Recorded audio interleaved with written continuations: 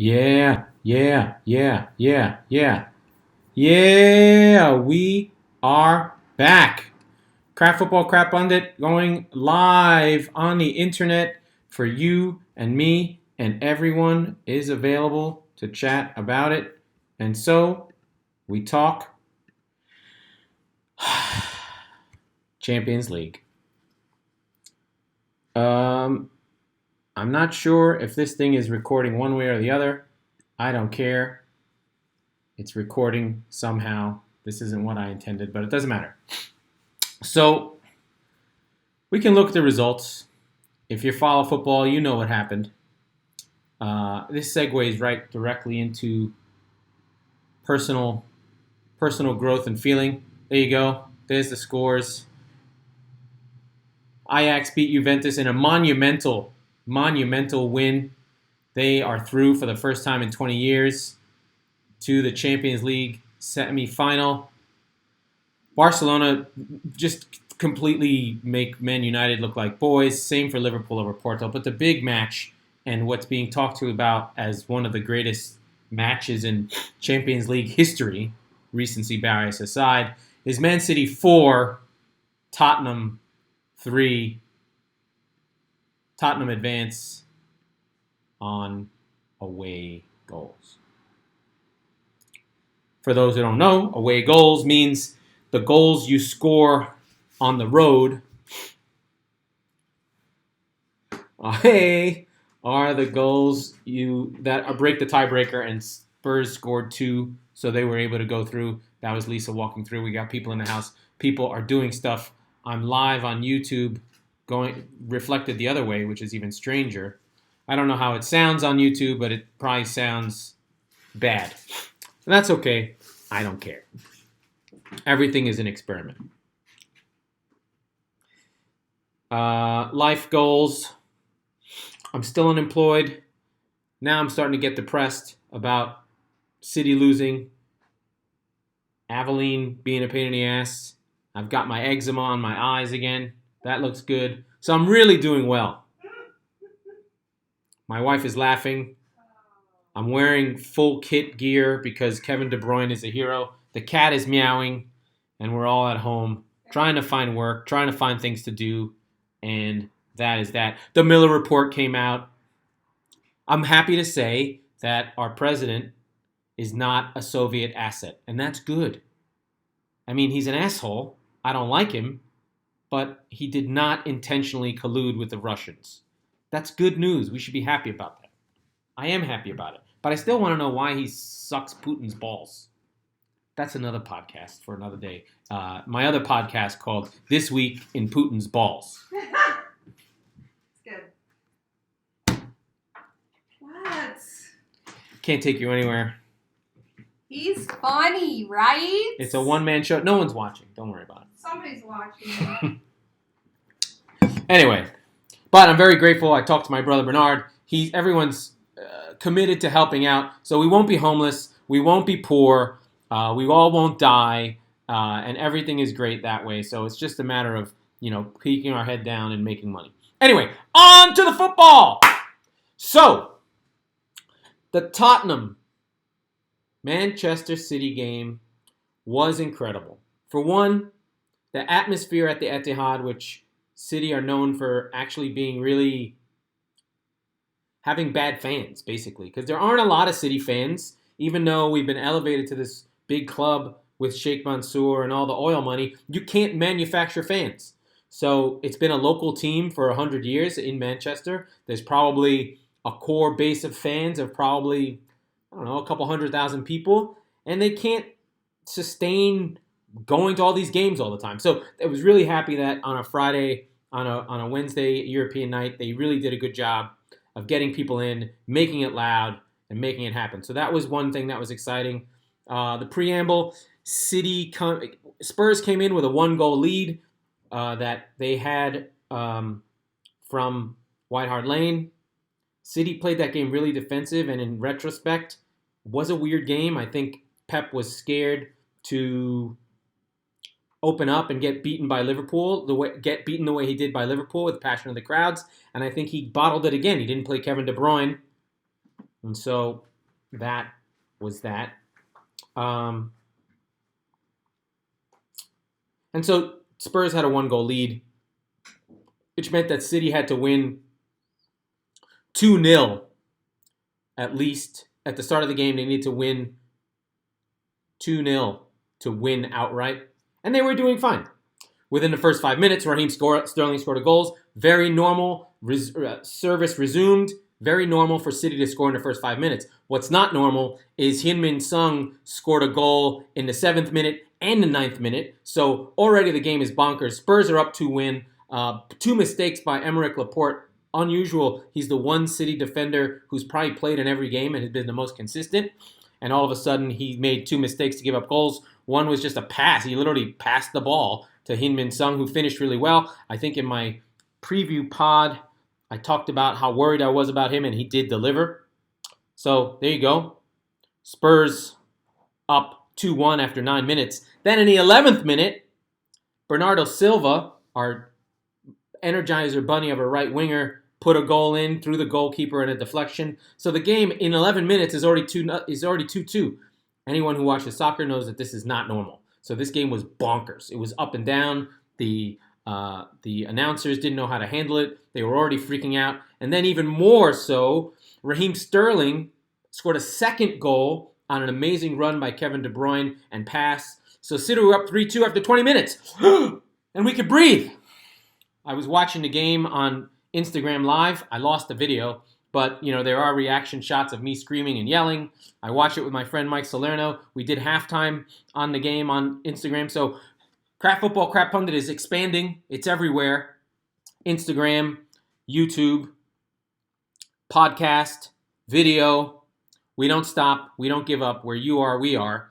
Anyway, so the game goes into halftime. I'm barely breathing. I'm feeling okay. At that point, the game was tied 3-3, but Spurs would have gone through with an away goal. Got it?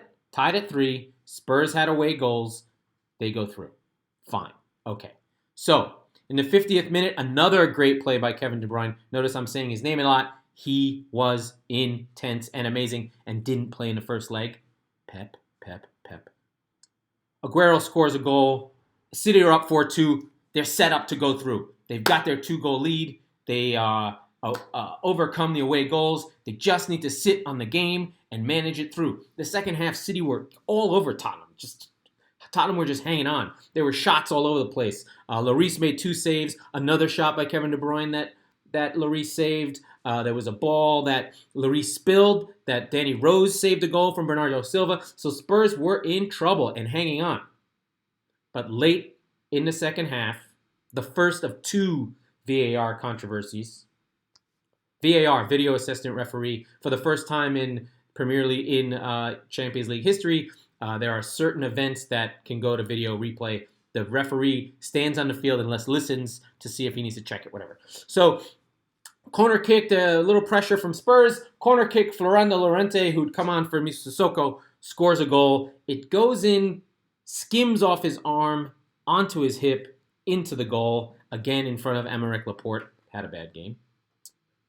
And they go to video assistant referee, and you can see it sort of hits off his arm from the flush-on angle, but they never look at the angle from behind the goal where you can see it bounces off his arm onto his hip. It shouldn't have been allowed. It's not the same as a handball, because a handball, that would never have been a handball where you called a penalty on it, but to score a goal with the assistance of your hand has to be checked off all the time, twice on Sunday. So it's not whether it was a handball in the sense of a defensive player getting a ball hit off his hand. That it would have never been a penalty. But to score a goal using your arm is illegal in any way, shape, and form. So that should have stand.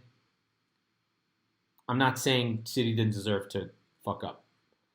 Then the even worse, more painful, egregious moment. So the City it's now 4-3 to City, but 4-4 in aggregate, with Spurs having the away goal lead. City are fighting to the end. Raheem Sterling puts in a goal. It looks amazing after Spurs give it up. I celebrate. I run to my TV. I'm screaming. I'm cheering. I don't know what to do. Pep's running down the sideline. I'm almost in tears. It's amazing. And then on the screen is displayed no goal, offside, VAR. So they called the goal offside because Sergio Aguero was, I don't know, a second away from being onside. So offside meaning you're behind the last defender when the ball is played to you. And so they chalk off the goal. There's a couple more chances. City loses on the cruelest thing you can do to a fan, which is have them think they win, then a minute later have it removed.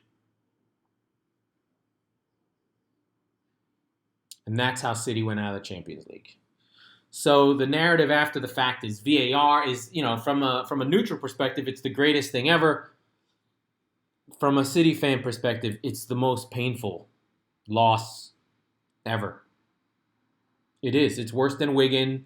It's worse than some of the losses to Liverpool over the last few years. It's the worst. Now, the nice thing is the team played really, really hard. They gave it their all. There was never any there were mistakes, and you don't kill Emerick Laporte for making 3 mistakes. You don't kill Ilkay Gundogan for missing a couple shots. There were moments, but City played hard and deserved to win. It's just technology, man. Technology. So, where does it leave City? City are out of the Champions League. Tottenham are through. Good for Tottenham. Fuck off. Spurs. Good for Tottenham. They play Ajax, so they have a really good chance of getting to the final. Ajax and Spurs are probably neck and neck. Ajax are the team that the biggest underdog in 30 years to get this far. Young, exciting. That's going to be a great game. And then on the other side, you have the European heavyweights in Liverpool and Barca.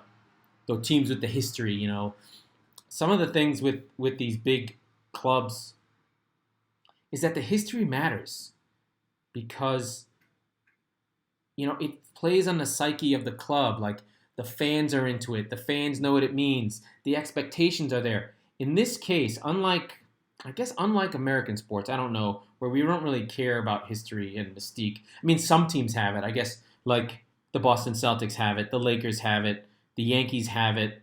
The sort of mystique of winning. In soccer, many teams have it.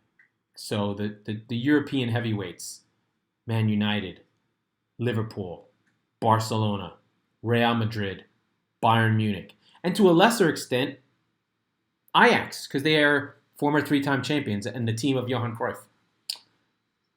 Juventus, AC Milan, Inter Milan. Well, more AC than Inter. But these are the teams of big cojones. And then there's the new teams, PSG, City, Chelsea, that are trying to develop their own legacies. And it's harder for them, much harder. They have to sort of overspend and overhype themselves to get into that level. But the other teams just have it. It's built in.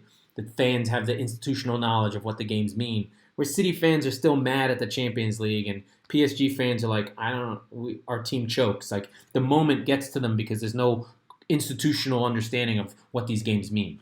It's weird. I can't explain it, but it makes sense in my head. Anyway, Spurs have a chance. Barcelona, Liverpool. Those are the Champions League semifinals. Whoever wins on either side is going to be in the final. So what that means is, it's even crazy just to say this out loud. Ajax or Spurs will be in the Champions League final. So a team that either has never been in it or hasn't been in it in 25 years, Ajax, haven't made a semifinal since 97, is going to be in the final. Barcelona were in the final in 2014 or 15. They beat Juventus, and Liverpool were in the final last year against Real and got beat after Ramos tried to break Mo Salah's arm. There were some Premier League games. The champions, the relegation fight is still going. Cardiff got a huge win against Brighton and Hove Albion, so that relegation fight is only 3 points, so it may go down to the wire there. I don't know what's happened to Brighton. They've kind of fallen apart, but Cardiff is hanging on, and Neil Warnock is a goddamn legend. and a weirdo. He's always complaining about everything. We have games on Saturday. The Premier League doesn't stop. So I'll do a preview pod for this weekend's games after I do this. Too much content! Really, for City, the league is all that's left, along with the FA Cup final. The dreams of the quadruple are gone, but City can still win a domestic treble. What is a domestic treble? It means we win 3 trophies in our country in 1 year. So that would be the League Cup, the FA Cup, which is the oldest cup competition in the world, and the actual Premier League, which is a dogfight with Liverpool. Liverpool are trying to win the league for the first time in 29 years. City are trying to cement themselves as 2-time champions, winning back-to-back, which is really, really fucking hard. No one's done it for 15 years. So City are trying to cement themselves as the greatest Premier League side ever. Now, they did not win the Champions League, so that probably hurts them. But they're pushing and they're moving forward, so we'll see what happens there. So yeah, there's that. I think that's all. I survived. I'm getting over my soccer depression. I was happy to share it with my friend Mike. So it feels better when you see someone else's team have joy. I don't have a deep hatred for Spurs, but I do have a deep hatred for myself. So whenever my team loses, I take it personally. It's not normal, but that's okay. Anyway, gang, be on the lookout for the podcast.